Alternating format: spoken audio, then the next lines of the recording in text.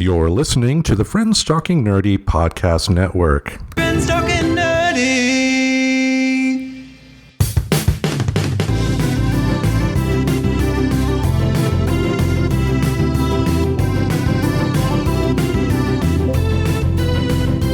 If your friends are nerdy and you are nerdy too, I want to talk to you.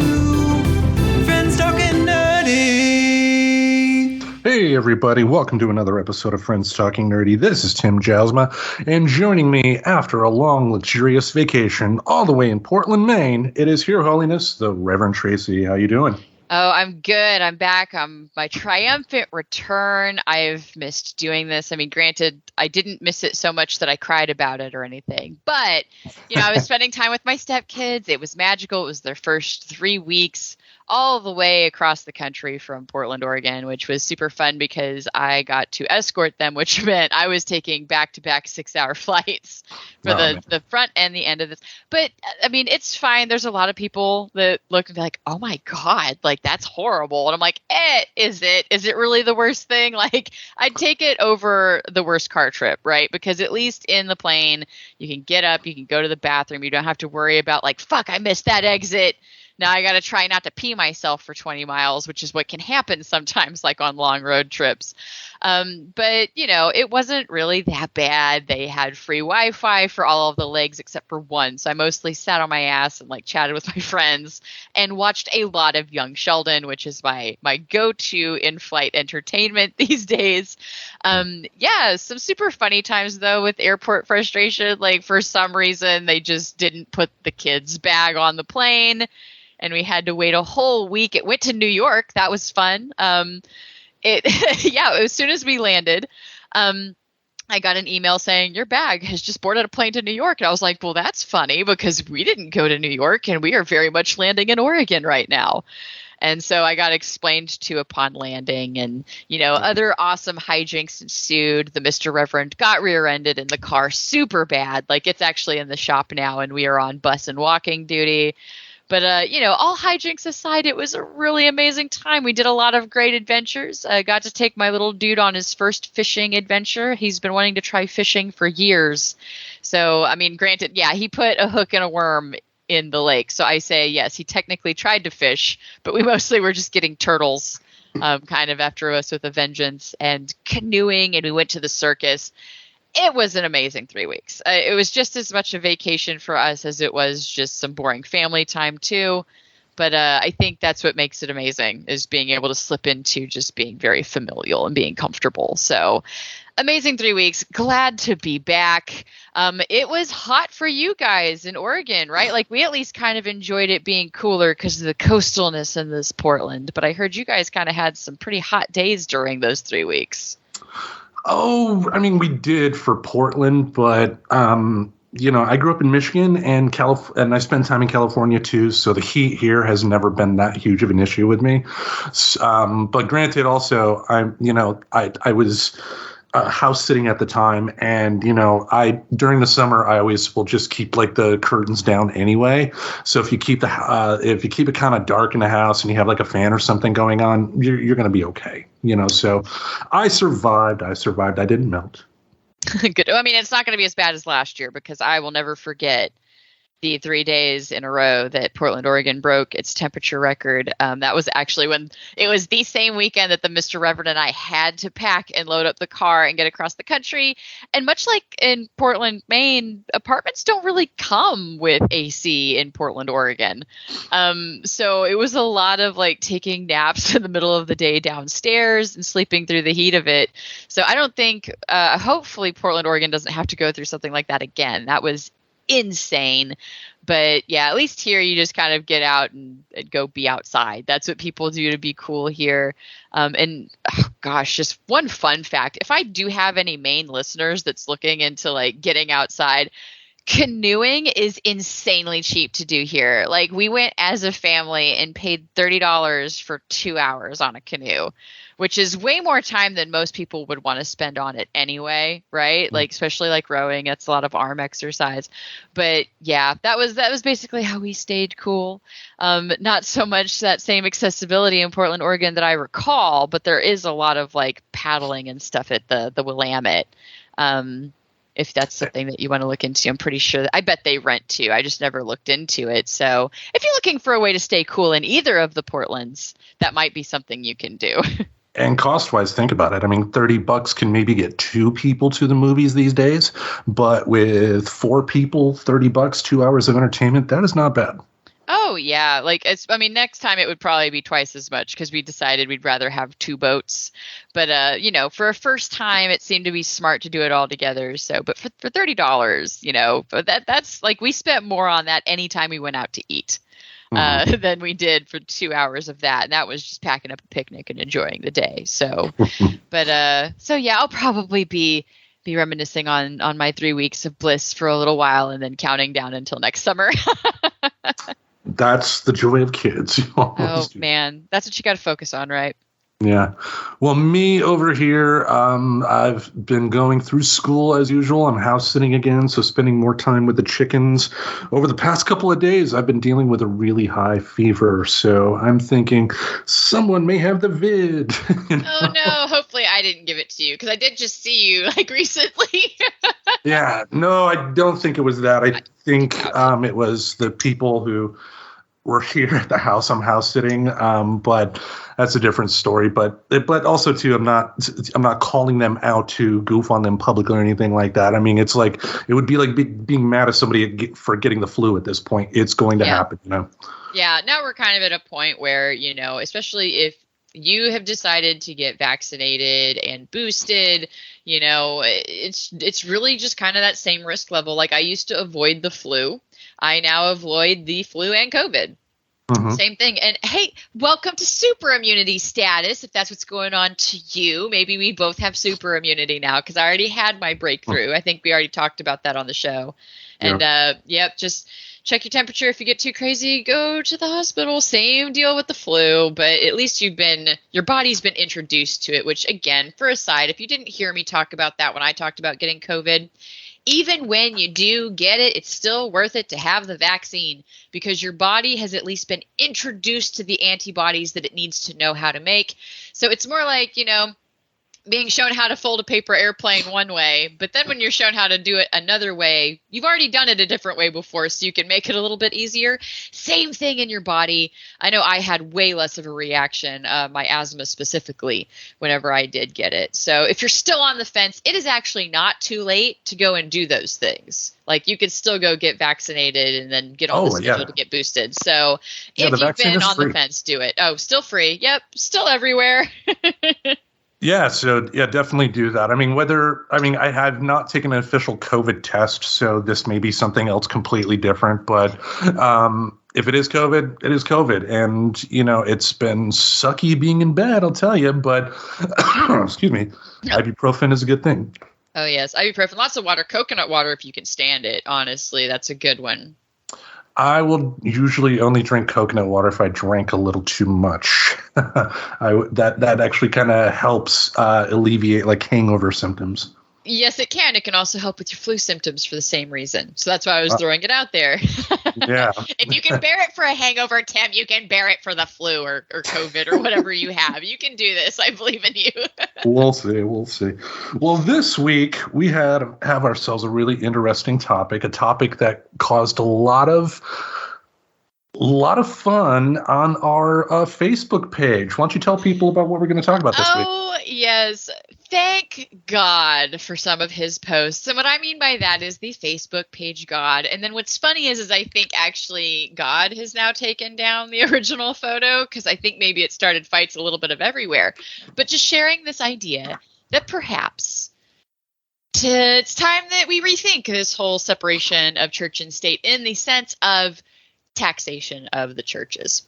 And so, God, if you've ever followed God's Facebook account, I believe he's got a Twitter and an Instagram as well. It's funny. It's mostly a spoof. It does get a lot of people arguing and talking. I like it. A lot of times it's making a good point. It's just a pull no punches style of page. So if you like the pull no punches style of page, I highly recommend following God. And that's probably the only time you're going to hear the Reverend say that, which is funny. But yeah, so we shared it on the page. And also, just a side note, please come and interact with us and fellow fans on our page. However, if we do notice that you are the type of person that is seeming to comment, to pick a fight constantly, sure, we'll delete the first few. We might even reach out to you. But if you cross the line of being an asshole to our other fans, we will draw a line. And that did happen. So if any listeners read that thread before it was removed, it got addressed, obviously, because it's not there anymore. And then what's funny is now we get to devote an entire show to talking about the same thing that caused the fight of whether or not we should be taxing our churches still today, was kind of something Tim and I wanted to clarify, at least with each other before we got on, is that we kind of wanted to take this in the route of not necessarily was it bad that they were ever exempt, but more of the thought experiment of should they still be exempt, and at least to the level that they are exempt, because we have also learned that there's some interesting little things that churches don't have to do that other nonprofits do. And that's worth talking about because that gets into special treatment, which is the whole point of the separation of religion and state. Like that was how they're like, well, we shouldn't be taxed because we're separate. So it warrants talking about it. Indeed. And like for our other topic episodes, what we've done is gone to the procon.org website. And what we're going to do is use their talking points to start up some conversation here. So, Reverend, what is talking point number one? Yes, talking point number one. So the way we're going to do this, you guys know that we're kind of changing it up from time to time. Not too much, but just to kind of see what flows well. We've gotten a lot of great feedback. So if you've enjoyed how the shows have been going, please feel free to let us know because we listen. We care. So I'm going to go over pro number one and then con number one. But pro number one, exempting churches from taxation upholds the separation of church and state embodied by the Establishment Clause of the First Amendment of the U.S. Constitution. And I think it's interesting that we are bringing this up because a lot of those amendments have been under attack recently. So I'm curious how far we're going to go. And a lot of the argument for removing certain other amendments has been based on the fact that these things aren't in the OG Constitution, the original Constitution. But the U.S. Supreme Court, in a majority opinion written by Chief Justice Warren E. Burger, which I just think is the best name. Sorry, I think food names are hilarious, and I will never not laugh at them. But it's in Waltz versus Tax Commission of the City of New York. They decided back on May 4th of 1970 by stating, the exemption creates only a minimal and remote involvement between church and state and far less taxation of churches. It restricts the fiscal relationship between church and state and tends to complement and reinforce the desired separation, insulating each from the other. And so, I mean, what's your take on just that whole statement together? Because mostly I just feel a little bit of confusion that actually supported keeping it. It's a bunch of flowery words that I don't know what it's really saying. Okay, thank you. Because the first time I just felt kind of dumb. I was like, I almost want to be able to ask somebody, like, can somebody explain that sentence like I'm 5? Because I will totally be humble enough to realize that I just don't understand what certain words together can mean, especially when you're getting into legalese, which sometimes the Supreme Court stuff does tiptoe in there. And it makes it kind of difficult for people to understand. That is kind of some of the agreeable points I have when it comes to tax code is I don't think it should be as complicated as it is. I also think that sometimes the way that we phrase and talk about things can cause confusion for people who don't like to dedicate a lot of time to understanding it. So yeah, the exemption creates only a minimal and remote involvement between the church and state. And I was like, but paying money, like I don't get where that actually has anything to do with paying the taxes, I guess. Yeah, because with taxes, it's meant to get money from the community to be able to help your community. And the churches do use public services. They have electricity, they have water, they have to pay permits. If there is a problem and they have to call the police, guess what? The police have to come as well. So they do use public services. So, I don't know. Some of this legalized, the legal flowery comments they annoy me. Well, and then what's interesting is they do get subsidies. There are situations where the government can help pay, for example, salaries. Like none of the grants and things that you can apply for can go towards like the religious services from what the brief reading into it, right? Mm-hmm. What does the church get from the government and all of this? And the thing is that they do. To me, that's part of my issue, is that if they're going to be tax exempt, they're kind of, interestingly enough, taking an interesting free ride where they're not having to put aside anything to, make sure that they can take care of people. Like it's kind of an interesting thing, right? Because they do still get some of the subsidies as if they are a tax-paying entity, but they are not a tax-paying entity. And now they've got rules on what they can use those subsidies or grants for, but it's for paying the pastor salaries, which to me would still be part of the religious service. So it seems like there's just some odd things that would directly conflict with each other in this whole idea of like they don't pay taxes, but they still get services and things. When the whole reason that they're supposed to get or to not pay taxes because they're supposed to be a provider of these things in these instances of hardship. So I just find that one was kind of frustrating to read. Yeah. But I guess we can go ahead and fold over into con number one. I don't have too much more to say because really it was just the Supreme Court in 1970 said, we're going to keep it because it keeps it, was the way that I kind of really took that, right? Because it's saying that it just still, creates, it's supposed to like create the continuation of the minimal involvement. Was the way that I kind of really took that in the end. But anywho, so con number one for them being tax exempt is tax exemption for churches violate the separation of church and state enshrined in the Establishment Clause of the First Amendment of the Constitution. So I love it when the pro and con directly just like negate each other because the first one says it upholds it. This one says it violates it, right? And I think like I kind of tiptoed a little bit into the idea of where it violates it, right? Because they are still able to get help in that sense. So, but I'll read their little snippet. By providing a financial benefit to religious institutions, because that goes into they can still get grants, they can still get subsidies under hardship, government is supporting religion. Associate Justice of the U.S. Supreme Court, William O. Douglas, in his dissenting opinion in Waltz versus Tax Commission, so the same thing that did pass back in 1970, he had stated, if believers are entitled to public financial support, so are non-believers. A believer and non-believer under the present law are treated differently because of the articles of their faith. I conclude that this tax exemption is unconstitutional. So this was even not necessarily agreed upon across the justices back in the 70s, when really we were more at our height of being a Christian nation at the time.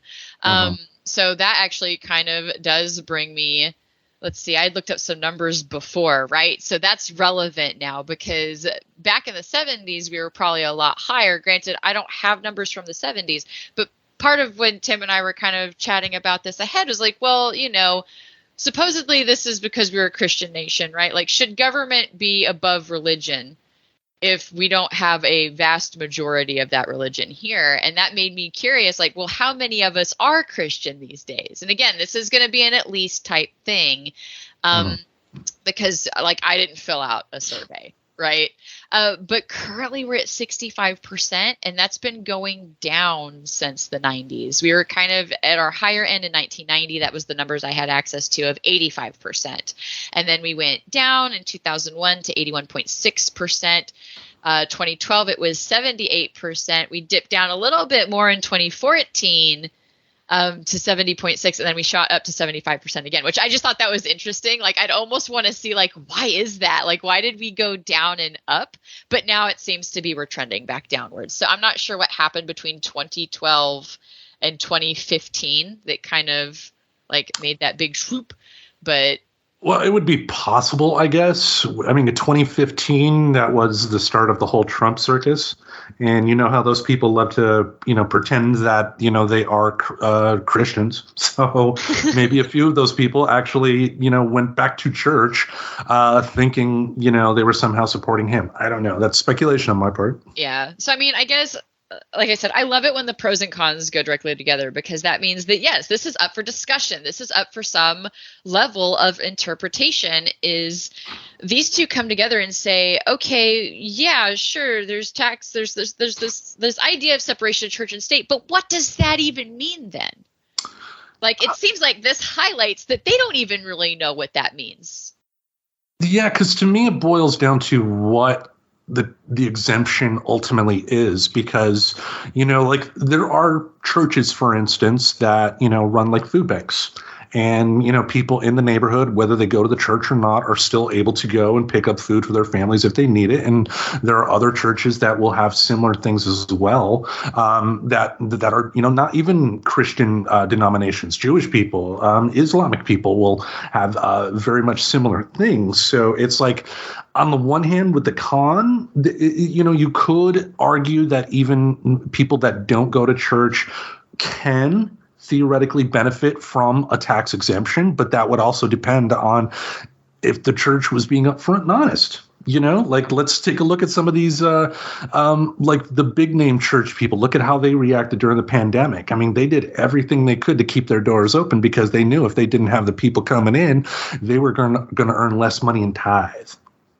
Right. And that does, yeah, it sucks, because the thing is we've already intermixed money with religion, and money just seems to kind of make things inherently nasty anyway, right? Like, it's a lot of our cultural attitude over money. So we have taken that cultural idea of scarcity when it comes to money, where we hoard it.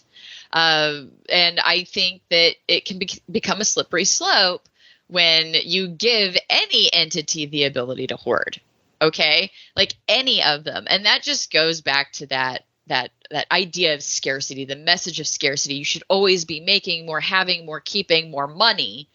Mm-hmm. And so, like, the church, I think very honestly gets stuck in that trap. And that's what can kind of lead to what we've seen, which is a reduction in truly public service, which I know we're going to get to in a later point. So I'm going to say that maybe that's putting a pin in this pro and con number one, right? Right. Essentially, it seems like the high end of this one is we still haven't decided what separation of church and state actually means. Okay, is that supposed to mean that the church doesn't have to, like, oh, what's due to Caesar, you know what I mean? Which is so interesting, because that's a Jesus quote. So even Jesus, like, I remember kind of hearing some people saying, like, doesn't that mean that we should be paying taxes? You know what I mean? Give unto Caesar what is his, is the whole thing there for the non-religious out there. And yeah, that was actually somebody straight asking Jesus, should we pay taxes? So I just think it's super interesting that yeah, that's it was kind of covered. Yeah, but it was said, like, you should pay that. Like, I think even then a lot of that went to the infrastructure and things like, and it looks different now, right? Because our taxes do go to more like Medicare, Medicaid. Like, there's more of a system now than there was back then. Yep. Yeah. So indeed. Anyway, yeah. Jesus quotes. I love Jesus quotes. Anyway. Yeah, I mean, as a non-religious person myself, what he said directly is not necessarily bad, Oh, yeah. I mean, I guess for me, it's almost super triggering, which it goes back to the conversation that no longer exists on our page, when people scream rage from the Old Testament when it comes to humans they disagree with, but scream and shout from the rooftops love and compassion, anything Jesus had to say when it comes to, like, their own opinion or people who agree with them. So it was super funny because, like, a Psalms got thrown out there, which was anyway. But so that's what I was saying. I love Jesus quotes because, he came back and renewed the covenant, if you know anything about that. So it's so great to me when these arguments come up and, like, there's a lot of reach from the Old Testament. I was like, yeah, but then there's Jesus. But then there was and then anyway. didn't like Jesus specifically say that the old laws from the Old Testament were done away with anyway? So people throwing out like the Old Testament stuff, they're just looking for something to support their ignorant arguments. Usually, I mean, and that's going to go into, I know we've talked about how we want to go into biases at some point, and it so is related to all of this when you get into anchoring bias. It's super common when it comes to religious views because an anchor bias is very, very strong. So a lot of this stuff is taught from a very young age, and that's where you get some of that stuff where it's like it makes so much sense to you to think of it differently, but that person hasn't broken out of what was essentially trained since childhood, right? It's kind of like I'd mentioned before, my own little, untraining the elephant or retraining the elephant. Whenever the elephant is trained on a small rope, it thinks it always has to think in that small circle. So, kind of the same concept. So anyway, pro and con number 2 before I accidentally get off on a religious debate. Well, all right. Pro number 2 states requiring churches to pay taxes would endanger the free expression of religion and violate the free exercise clause of the First Amendment of the U.S. Constitution. By taxing churches, the government would be empowered to penalize or shut them down if they default on their payments. The U.S. Supreme Court confirmed this in McCullough v. Maryland from 1819 when it stated the power to tax involves the power to destroy. Which, if the church is not making enough money to pay their bills, then maybe they don't need to be open. Maybe they don't have as many people. Call me crazy, but I don't think the argument of they may not be able to afford to pay their bills is a good one to, let them keep their tax exemption status. Right. And it also goes back to, well, they're not willing to apply this argument to anything else that provides public good. Like, I don't think they're going to shed any tears if a Planned Parenthood isn't making enough money to pay their lease. You know what I mean? Yeah. So to me, this was another one that it just kind of follows what's a popular narrative that I feel on the ultra conservative side. And it is just this pattern I've noticed, that they don't seem to like the idea of jobs that they support and that they want or that they have ever becoming irrelevant or going away. Now, that's not to say that, by the way, what causes a reduction in we'll call them customers for just being able to relate this as a business, right? Because if we're saying that they should be taxed like other places that have patients or customers or attendees, sure, customers, attendees. But what can take away attendees? Well, there's a general, if interest goes down, sure, that can happen naturally. Super doubtful, right? Because humans, we really are drawn to tribes as an animal. Like we herd. And so that sense of community is found in church. That's why a lot of people that end up, deciding they're no longer religious, the biggest struggle they have is no longer going to church. Not because they don't necessarily believe anymore, but that's their community. That's their Sangha. We have this across religions, across groups of humans. But so that's not super likely. But what can happen is, what if another church opened? And maybe people are going to that one instead. What's interesting is kind of the eviler side of this has been expressed recently in a show called I think it's called The Mighty Gemstones. Or the Righteous Gemstones. It's got it's got a John Goodman. Thank you. I love him. He is absolutely amazing. It really did kind of kick me in the PTSD a little, because I have my own not so great history with church, but oh my God, so dead on. But he opens a church. He decides to open a version of his mega church in this smaller area, and he actually has another pastor come to him and say that he's concerned about his flock. And now the asshole way that he replied to it is, well, maybe they're not really your flock. But that's kind of true in the sense, because this whole idea, but if nobody's going to the church, then maybe that church should have to close down. And why, are the taxes that crazy? I would be almost more down for a tax reduction for churches than necessarily a tax-free status. But that's the same right that I have as a person, right? I can save my receipts and reduce my tax bill if I donate enough to different nonprofit organizations. And for me, though, I guess part of me, wouldn't have an issue with tax, with churches not being taxed if we didn't have issues of like your big televangelists, the guys who have like fleets of planes, mansions, and stuff like that. The fact that, they get to claim that they don't get to claim all that. They get to, have tailored suits and all that.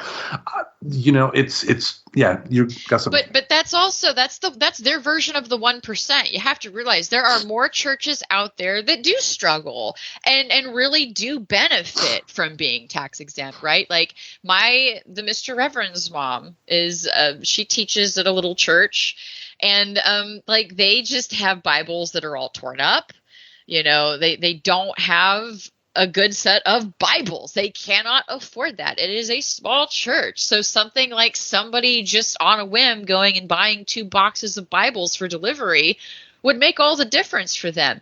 And then what's sad is, because see, this is where I said, like, I don't know if it's necessarily that it needs to go away, but it definitely should be done differently. I think that church should get to have a little bit of help of having a resource like that for their church. If they could file taxes, they would maybe be able to tax exempt those purchases, though. So see, like, there's other ways to deal with it. Because that's to say, like, if they did a drive within their own church, like, a smaller one that doesn't have the mega status, they could purchase the Bibles and then still file that as a credit after the fact, right? So them being able to do things, they would still be able to file taxes, right? Like, they would still be able to reduce their taxes for as much as they put into their community and into their own business, because those are the things you're allowed to consider when you file every year, which other nonprofits totally have to do. But yeah. Yeah. The thing to destroy. Sorry about that if I totally went on a tangent there. It was just like, I don't like the power to tax involves the power to destroy. And the idea of being basically that the argument is we don't want them to be evicted if they can't pay their bill, I guess, was the way I took this one. But that line, the power to destroy, like, makes me think of what we've been doing with, like, the coal industry, too. It's like if you kind of flip that around, is it good for a government to offer tax break after tax break after tax break to an organization that's dying? Right. Isn't that just kind of like not stopping the bleed? You're just like, it's just still hemorrhaging, but you're not doing anything to stop the bleeding, right? This wasn't like just an economic whoopsie thing that happened, like, I guess you could more say like the banks would fall under an economic whoopsie. Granted, I know it's way more complicated than that. That's just giving it as a super puffy example, not necessarily based in reality. But, like a bank can suffer from stuff because of an economic collapse. But that doesn't mean that there's a problem with the bank necessarily. But when you're constantly like bailing out a business over and over because it's just not making money, well, then you maybe need to look at how they need to make money. So, invest in that instead of bailing them out constantly. And if you're bailing them out time and time again, well, then they're obviously not able to find a way to function at a profit. And then you have to reassess whether or not you're going to keep supporting something that's at a failure. But granted, we're great at doing that. Look at the penny. Like, we lose so much money in making the penny every year, and we just won't change it. Well, technically, airlines. I mean, even though airplanes are a necessity, the airlines aren't exactly run the best. And anytime they get bailouts, it 9 times out of 10, the bailout money tends to go towards like stock buybacks. Not actually towards investing in their business to improve it or anything like that. But, what do I know? This is America. God bless us, right? God bless your heart. Yeah. Bless your souls. Let's go on to con number 2 here, and that's a tax exemption is a privilege, not a right. Governments have traditionally granted this privilege to churches because of the positive contribution they are presumed to make to the community, but there is no such provision in the U.S. Constitution. And when I read that, it reminded me of Scientology, because Scientology, if you know, is a religion. I mean, you don't have to believe in it to still support it. When it comes to religion, I guess I believe in America in a way. I believe that my friends, my family can believe whatever they want. So in terms of the tenets of a very specific religion, I would not. What was that? Oh, you glitched a little bit, so I think we're just having some difficulties, but you seem to be normal now. Okay. Well, as we both know. We're having a good time here. Yeah, but the Scientology folks, they, in the late 80s, launched a massive campaign against the United States government. And it was pretty vicious, and they did a lot of illegal stuff. And ultimately, their actions ended up becoming successful. And that is kind of scary that an organization can use blackmail, can break laws in order to get this, as the con here says, this privilege. Because again, like with the tax exemption, on the one hand, it's good that a government, if they are going to give religious tax exemptions, don't stick to one set of beliefs to get that exemption. So even if it's a crazy belief, at least they're being fair across the board. But if people are breaking laws to get that exemption, should it be around? I don't know. I don't know either. And I guess to me, what's interesting is this isn't granted to all churches, the same level of not having to file taxes.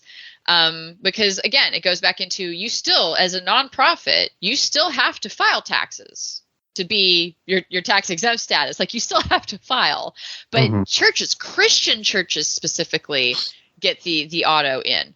Now, to my knowledge, that's not extended to all churches. I believe it does, to Judaism, but I don't believe that same thing is extended to, say, for example, the Satanic Church. Which I do kind of love them, because every now and then they just do shit just to kind of point out, we don't have separation of religion and state. They have done the same thing, in the abortion talks, right? Where they said that, well, they believe in abortion and that is one of their religious rights, and therefore they should be able to have it. I don't believe they are. I almost want to Google it really quick just to matter of factly say, but I do think that they have to file that. I think it's like a 1090. It's not a 1099. I don't know the tax codes off the top of my head, but yes, basically there is a form that you do need to fill out if you're a nonprofit.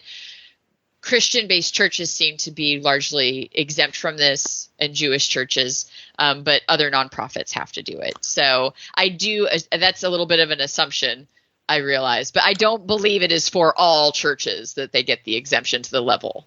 I guess the argument could be had too is, I guess it depends on the age of the religious organization in question, because most Christian Jewish organizations have been around for years, whereas something like a Scientology or Satanism, the Satanist folks haven't necessarily been around as much. So it would make sense that organizations would have to work towards it if they were doing it legitimately, unlike what Scientology did.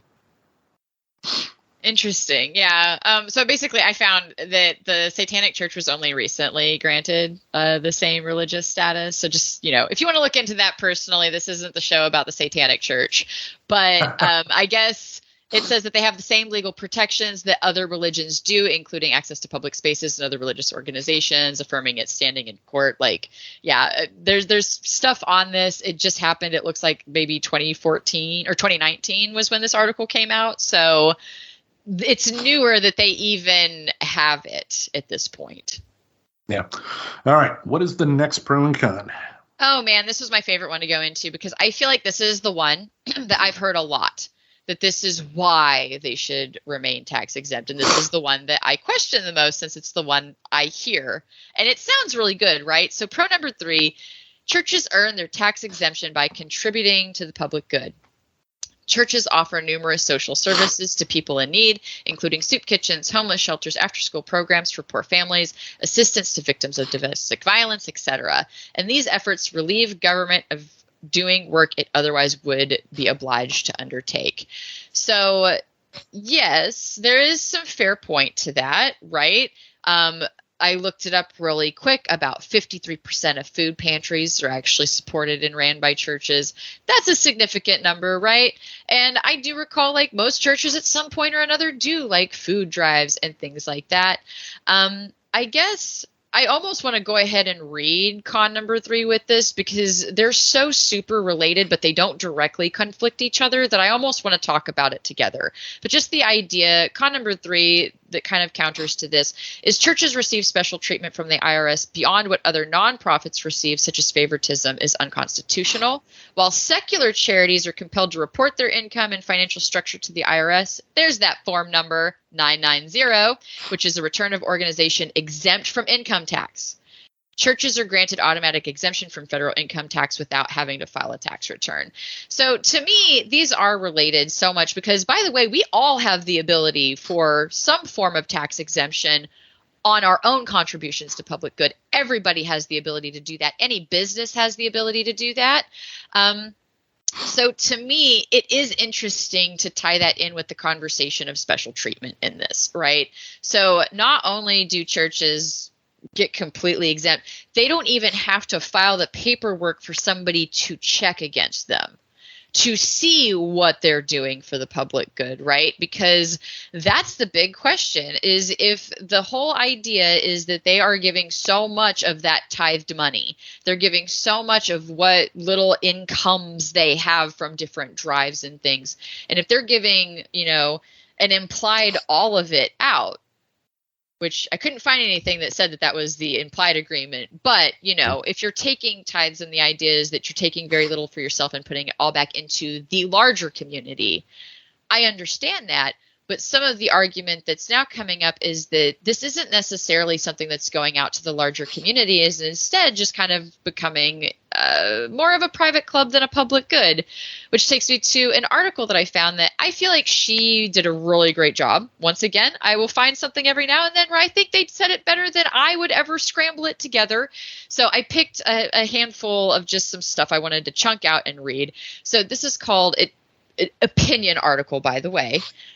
Churches are a more private club than public good. Why do they need tax exemption? And this is from the WashingtonPost.com. So I'll make sure Tim can include this one if you wanted to look at it. It's by Miranda Fletcher, who is a professor of law at the University of San Diego, and her focus is actually on tax policy and charitable giving. So take this opinion with a grain of that, I invite you. But she goes into it by basically saying the government shouldn't be subsidizing churches, but not because of falling numbers or disagreeable beliefs. The real factor to consider is that even the most welcoming and well-attended churches are more club-like than not. Their benefits are enjoyed mainly by a small group and not the public at large. Since this is the case, the justification for tax exemption disappears. The accepted academic explanation for why we subsidize nonprofits is that by doing so, we help them to provide public goods otherwise subject to market failure, where the amount produced is less than the amount needed. Consider clean air. Nobody can be prevented from enjoying it, but this open access leads some individuals to free ride. Why should I pay for it when I'll benefit even when I don't? When you don't pay for it, that is. If too many individuals free ride, the market undersupplies the good. No one will pay to produce clean air if they can't charge others for it. In some cases, the government imposes taxes so that it can provide the public good directly. Think of national defense. For the public goods provided by charities, thinking of soup kitchens and museums, the government helps overcome free riding with tax subsidies whose costs are borne by all the taxpayers. A public goods rationale is more objective than a focus on whether organizations are, quote, beneficial and stabilizing influences on a community and, quote, foster its moral and mental improvement, which the Supreme Court articulated as justifying property tax exemption for churches. A test that doesn't use subjective justifications is welcome. The government shouldn't be in the business of granting tax exemptions based on which activities it considers good for society. But the economic rationale suggests that the government's real test for tax exemption should ask whether an activity is subject to free riding or other market failures. If it isn't, and church attendance is not, tax-free status is unnecessary. And it does kind of talk a little bit of how in the case of religious organizations, like there's already a lot of factors that reduce like them free riding internally, right? Because we've got tithing, which is still tradition amongst like Mormons, I learned through reading in this. And I know the Catholic Church still tithes. And there's even like some like Jewish synagogues, I learned that you can buy pew tickets. So you can actually, that's a thing, but you know what? That's fine because that helps them get those incomes to do things like pay the pastor and things like that. Like to me, it does make sense to do that. And then what's great is those things are still able to be written off on the personal side of it, especially if you are doing tithing, things like that. I can't speak for pew tickets. I would think so. I would imagine there would be some way you could do that because it's essentially doing the same thing as a donation tray. But yeah, like even places that don't like do an adherence to man, that tray went by, you better at least have like a quarter or $1 to put in there. Like $1 was better because if you wrinkled it right, they couldn't tell if it was like a 1 or a 5 or a 10, like, right? So I remember that growing up. So they already kind of had a little bit of that internal, you know, keeping everybody honest, I guess, to put the free ride thing in other terms. Go ahead. And then there's one last paragraph I wanted to read from this one that she summed it up. Yeah, just a little tidbit about Jehovah's Witnesses. They believe in tithing as well, but what I actually respected about them, they didn't pass the plate. What they have in their kingdom halls is just literally a box in the back that you just walk up and put your money in. Yes. You know, because tithing, you know, the reason they do that is that they realize that the tithing aspect of passing a plate is a public show, and they want people to voluntarily give and not be compelled to give just because the person sitting next to them, gave. And actually, I found that rather commendable. That is really cool. See, I like stuff like that. I also liked the ones that had like the little drop sack. So at least it was like private, right? So it would fall and just be in this thing. I appreciated things like that allowed people, you know, kind of that ability to give what they could or give what they wanted to. Because I mean, even if you're self-conscious, you can palm it, make it look like you're putting something in there and you're not, you know what I mean? But there's a social stigma to that. Not everybody can afford it, which is kind of the point. But I really liked kind of her last little summary of it. This is not to say churches never deserve a subsidy. Little parenthetical introduction of the Reverend here. That's kind of what I was saying earlier, right? Like they would still have the ability to get taxes. But anyway, not to say that they never deserve a subsidy. Many of their more activities actually benefit society at large while likely facing market failure. If a church provides ongoing substantial services to others, such as providing basic necessities to the poor through a soup kitchen or shelter, that service merits governmental help. But providing congregants with spiritual services and education with the occasional food drive thrown in, there's no need to subsidize that. And so, and again, I think it goes back to, I don't think they should be exempt from filing forms. Okay. Like if you want to make the argument that, okay, they do all these things, well, then they should be able to take the minute to prove that. Just like any other nonprofit would have to take the second to prove where their money goes. And I do want to talk about this on the side of the small churches, right? Because that is our majority. Our majority isn't the Billy Graham Crusade people. Our majority isn't like the Righteous Gemstones, which is kind of what they're making fun of. Again, highly recommend if you want a good laugh at that world. But and yeah, like they do, like they talk about how they embezzle. Like that is the total like the rotten apple of the bunch, because not even all the big church people are evil. I'll throw that out there. I'm not going to believe that it's the way of the Sith to deal in absolutes. But can it happen? And is it more likely to draw somebody into that is unethical because they know they never have to file anything? Like it goes back to, I think it's just the more honest way to deal with it is to allow it to be filed yearly, just like everybody else. If they are doing something like, oh my gosh, you know, the best program that I ever heard of that I would want the government to back 100% of every time was, I went to a church once that they had a house that was attached to it. And the whole purpose of that house was that you could apply as a homeless person, as a houseless individual, to live there so that they could give you clothes that were donated by the bigger church that they were attached to, give you a physical address so that you could find a job and they could help you gateway into getting an apartment. Oh yeah, the church that has programs like that, please give them some tax exemption, give them some relief. That is an awesome service. The ones that open up and have like the soup kitchen on the regular, oh, by all means, they should be subsidized for that. They should get credit just like I would if I went and donated like hundreds of dollars to a soup kitchen, right? I just don't think they deserve more tax break than like the average citizen, let alone the average nonprofit, the secular nonprofits that are doing the same thing but not getting near the tax cut. And I think that's what, from what it sounds like, if churches were made to fill out Form 990, it sounds like that would level the playing field and also kind of weed out the churches that are abusing this tax exempt status. Yes, and don't tell me out of all of your congregation, there's not one soul that could go on TurboTax and file that for you. You know what I mean? I don't know. I know there's administrative people that work in churches too, so I don't know how complex or complicated that form is. I would like to think it's not very crazy complicated because nonprofits already have enough on their plate. But that even goes back into something I mentioned at the top of this. That's something I do kind of agree with, is I think our tax code has gotten kind of insane and complicated. I'm not going to say that I know the right way to fix it, but I don't think I should feel more compelled to go to a tax professional every year when you've got places like New Zealand where they pop on and do it in 3 seconds. I'm just saying, I think we're missing something here. Other places have figured it out, but not us. So anywho, I really just kind of loved that this person kind of said the way I was feeling. Should they never be subsidized for things that they do for the common good, the public good? Oh my gosh, like no, they should totally get like the same kind of benefit that other places should get. But should they also file something and maybe be held accountable, even just for the rotten few?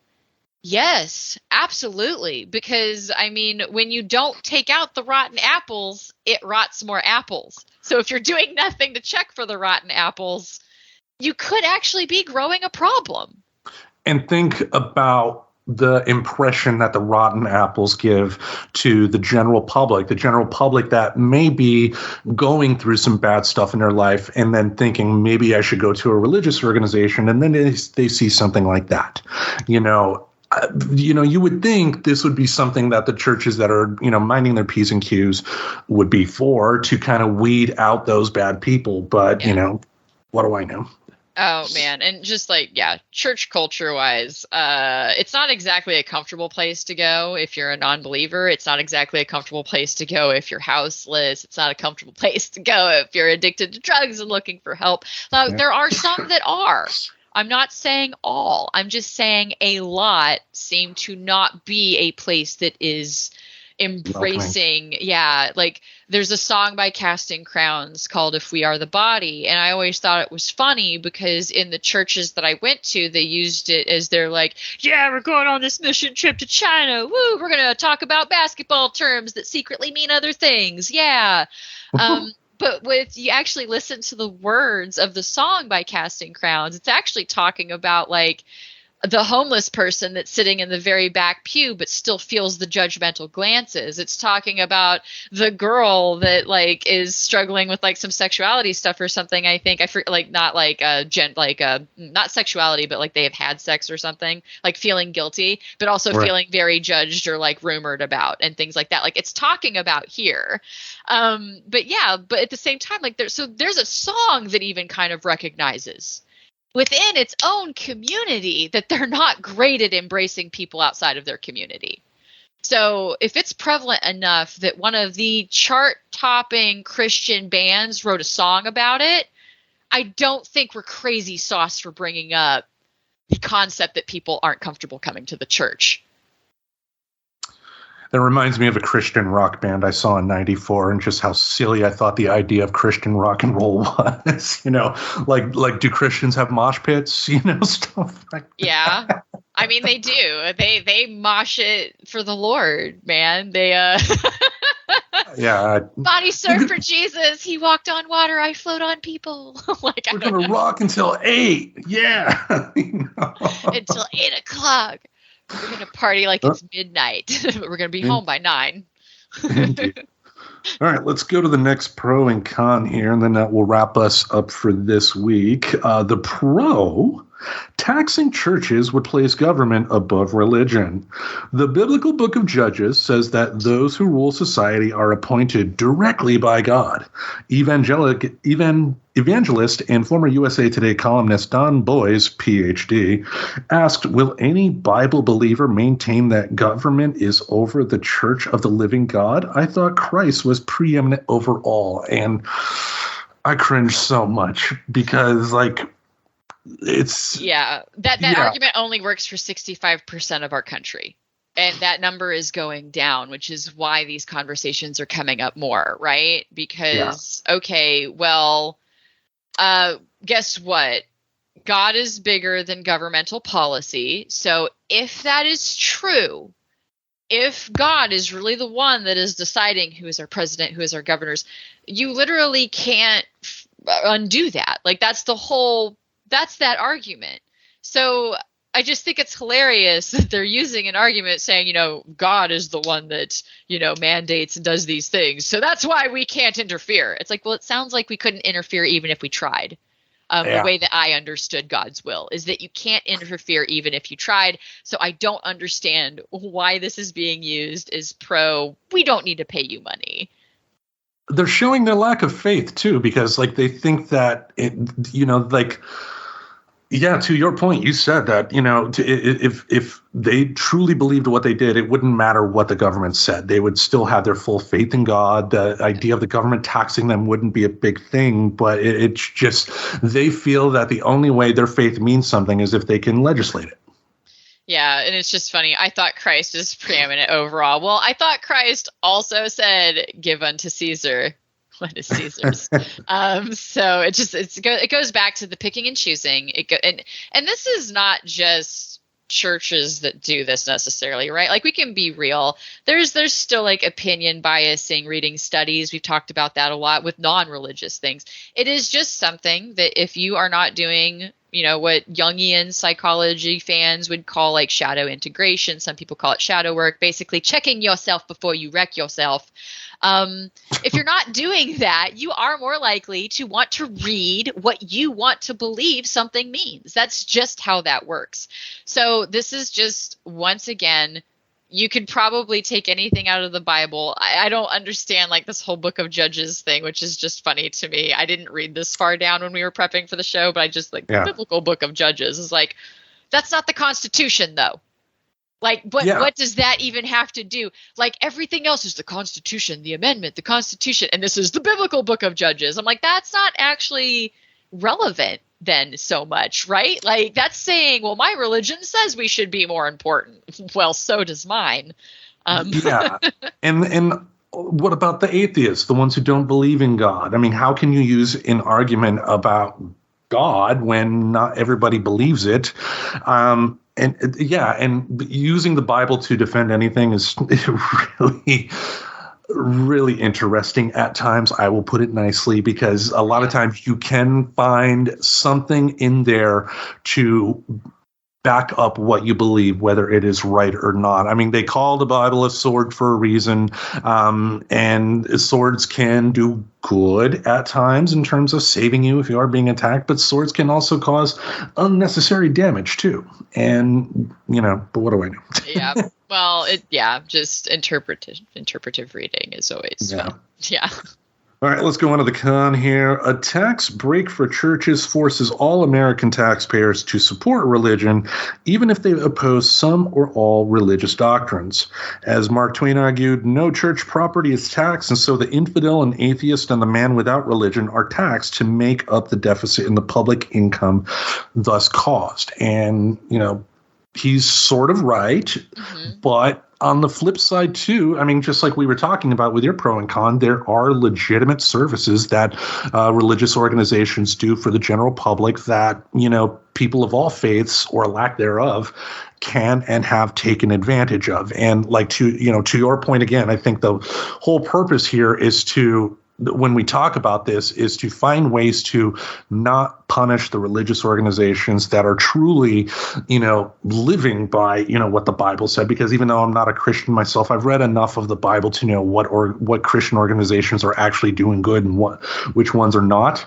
And the ones that are actually serving the public, I got no problem with, tax exemptions, with something to help them to continue, to continue to have the food banks, if they run successfully, if they have like Thanksgiving dinner for homeless people, let's give them some money to help feed them.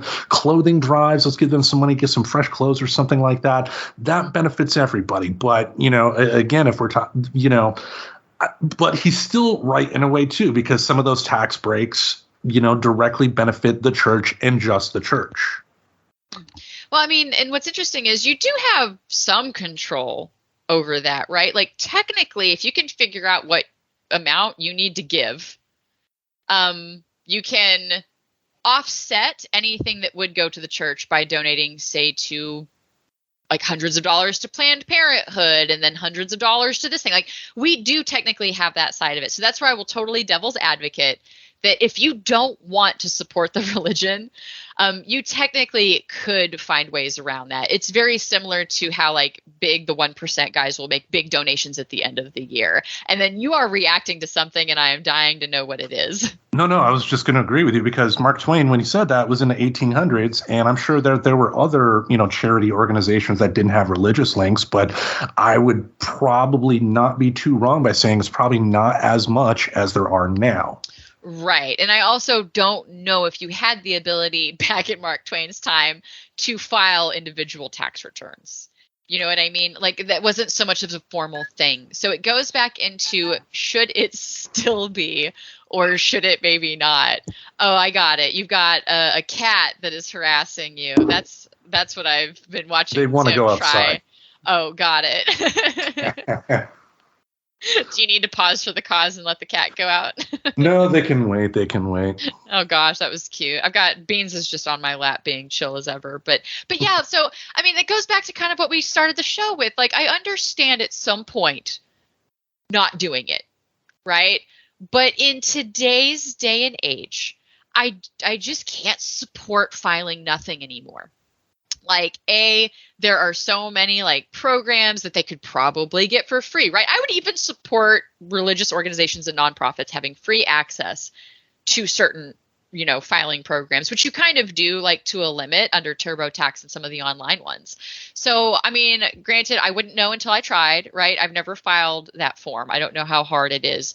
I hope it's not harder or too much harder than some of my stuff that I've done for contract gigs where I've had to save my receipts and show what I've spent on my own business, which did reduce my tax bill, right? Because I have invested in myself. They reduce tax based off of that.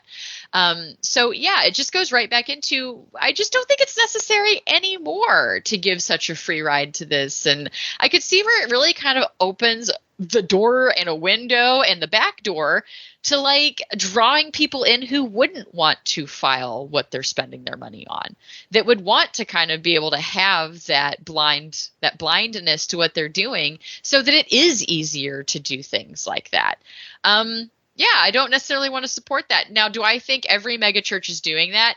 Absolutely not. I think a lot of it is just going back into putting more money into the show than necessarily the people, if that makes sense. Like that, yeah. I think is what most of them would be guilty of. Like if a church is going to be guilty of something, it's more likely to be that than like embezzling or like some of the stuff that they go through on the Righteous Gemstones. Yeah. It's not every big church is doing that. But do I personally have the belief that maybe you don't need a Megatron and an overspill church with a big screen, like that maybe those funds could be like, oh my gosh, what if you turned that overspill area into like what that other church had, which I had talked about was kind of a middle path, like a gateway to getting out of houselessness. Like I would respect that way more than the Jumbotron. You know what I mean? So, but that's just my opinion. That church needs to do whatever in their reality, what God tells them to do with that money.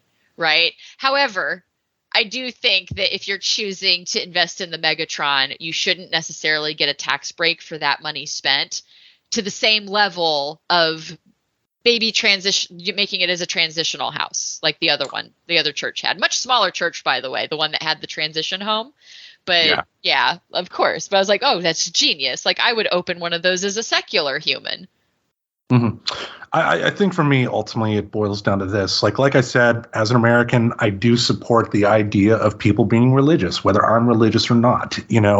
That's a foundation that this country has been built on. And I think that's something that everyone, whether you are religious or not, should support, because that's what's made this country work for as long as it has. However, I think with time showing us example after example, to your point, I think we're at a point to where It is time for religious organizations to be a little more transparent about where the money's going. I personally have no problem with churches that are doing the right thing getting tax exemptions, but when and also too, I think to another point you made too is that you do have to fight the bias of that you get from the media, because the media loves to only take the very wrong churches and then talk those stories out. So you gotta, not all churches are going to be bad. You can't think in absolutes here. But again, I think the transparency part, if they were made to fill out just another form talking about where the money went, then that would be more transparency. And I think that would at least ease my concerns. Oh, yeah. And not only that, like if they filed forms that public people could actually review, they might even find that they will get donations from the non-religious, the person who is looking to donate because, I should donate at least this much to something because I would rather do that than be taxed and it go wherever they decide, right? That's really what we get to choose. When we do taxes, when we choose to donate, when we get those forms, when you get that, do you want your form from Goodwill? Which I don't even know why they do that, because that doesn't ever seem to actually get anything. Goodwill's a scam. But they'll give it to you. But yeah, like we've got so much more ability these days for the church, and they can show what they do. Like, for example, I would totally give money to that church, even if I didn't go to it, that ran the Gateway house, the Path Out house. I don't remember what they called. Like, I remember they called it the Carpenter's house, because Jesus was a carpenter. Jesus and their puns. But yeah, so I would totally support that church, even if I never went to that church, because I support that idea so much, and there's not a lot of that out there. There are a lot of places that people can sleep. There are churches that open up their basement for the homeless to be there for certain hours, but you got to be out by a certain time and you can't keep anything there.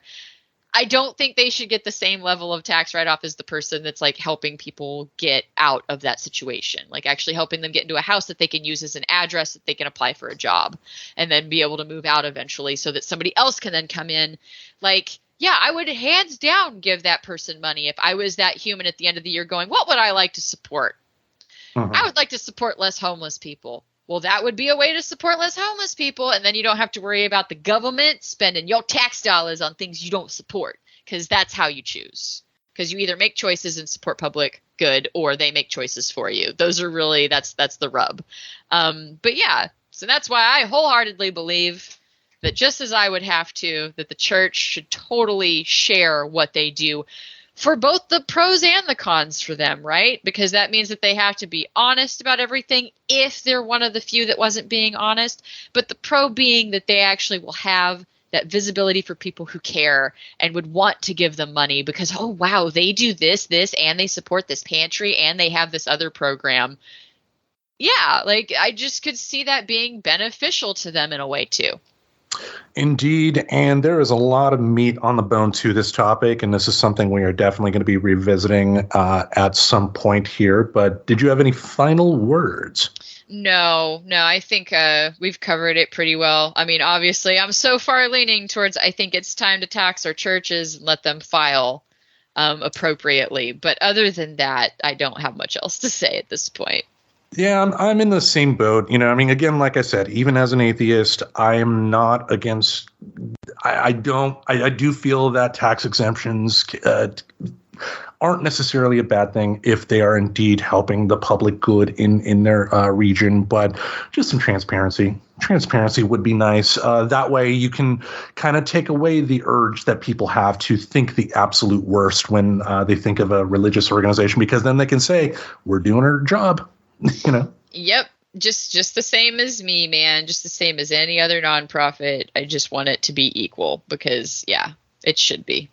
Indeed. Well, thank you all for listening. I don't know if that one particular person is listening. And if they are, I'm sure they are probably raging at their speakers right now. But I doubt it. I don't think they've ever actually listened to an episode of the show, which is why that was an easy decision, Tim. Yeah, well, they're lost, but we thank you all for listening. Every Saturday, we will have something in this podcast space to entertain your ear holes. Until we meet again, we bid you adieu. In the wise words of the Reverend, thou shalt not be an asshole on our fan page.